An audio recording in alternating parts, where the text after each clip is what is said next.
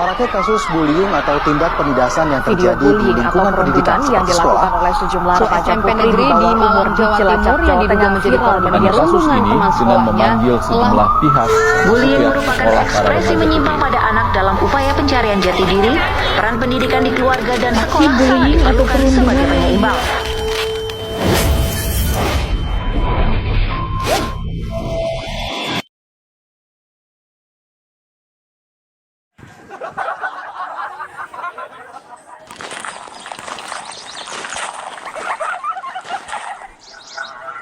Aja nggak sih, Is?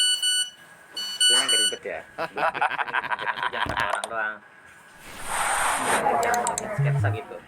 Jadi bullynya tuh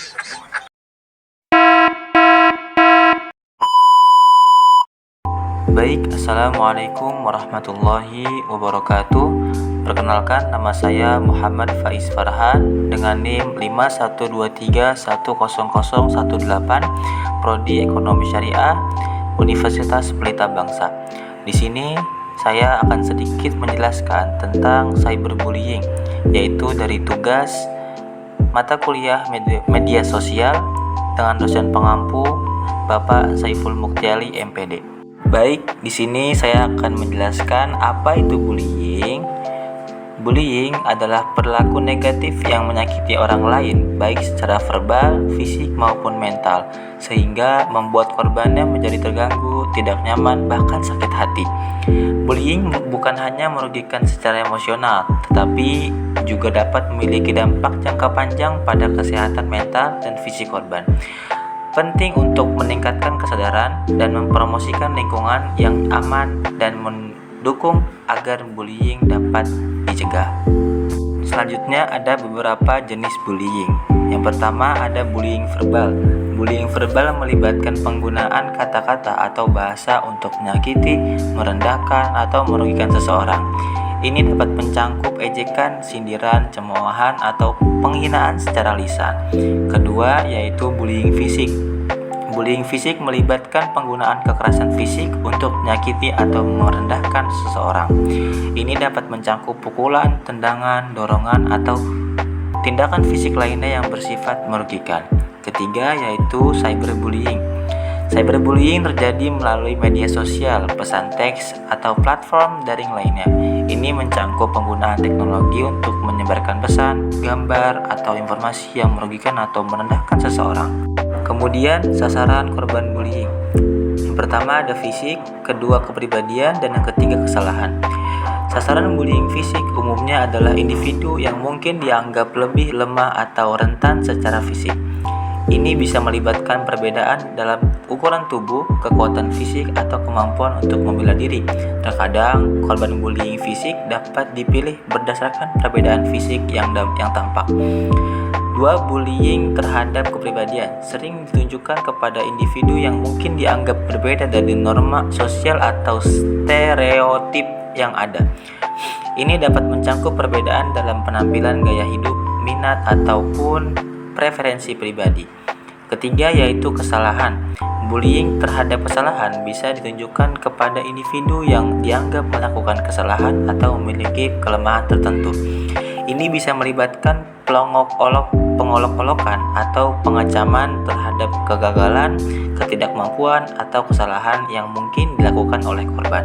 Selanjutnya ada beberapa penyebab perilaku bullying.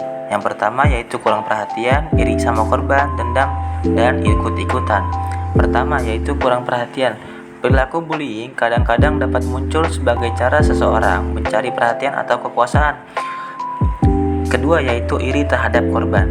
Iri atau rasa cemburu terhadap korban dapat menjadi pemicu perilaku bullying. Orang yang merasa rendah diri atau tidak puas dengan diri sendiri mungkin mencoba menurunkan harga diri korban dengan perilaku merendahkan. Ketiga yaitu dendam. Perilaku bullying juga dapat muncul dari perasaan dendam atau ketidakpuasan terhadap korban. Seseorang yang merasa telah dianiaya atau tidak puas dengan suatu hal tertentu mungkin membalas dengan perilaku merugikan. Yang keempat terakhir yaitu ikut-ikutan. Beberapa individu mungkin terlibat dalam perilaku bullying karena ikut-ikutan atau mencoba untuk mendapatkan penerimaan dari kelompok tertentu.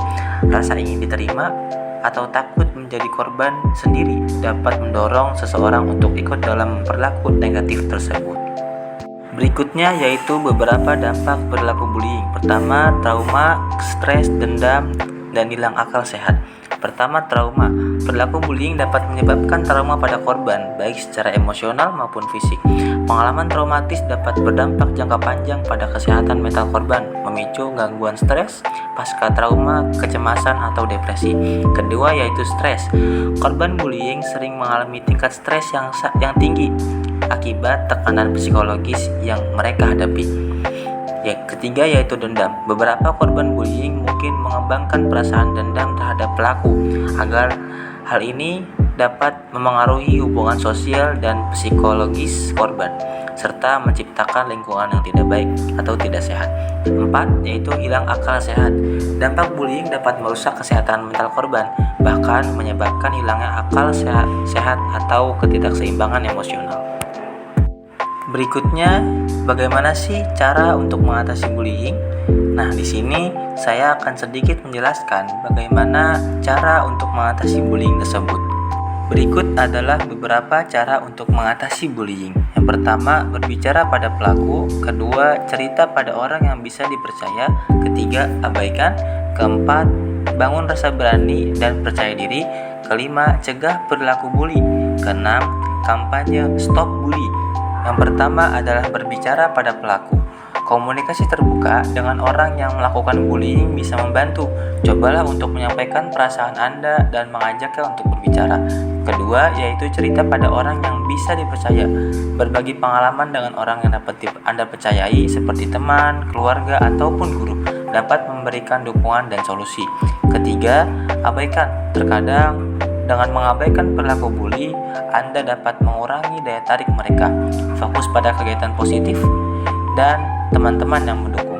4 yaitu membangun rasa berani dan percaya diri. Melalui pengembangan rasa percaya diri, Anda dapat menghadapi situasi bullying dengan lebih baik. Latihan dan pencapaian kecil dapat membantu memperkuat rasa berani. Yang kelima yaitu cegah perilaku bully. Jika memungkinkan, identifikasi faktor penyebab perilaku bully dan cari cara untuk mencegahnya. Pendidikan dan kesadaran tentang dampak negatif bullying juga penting. Yang keenam terakhir yaitu kampanye stop bully.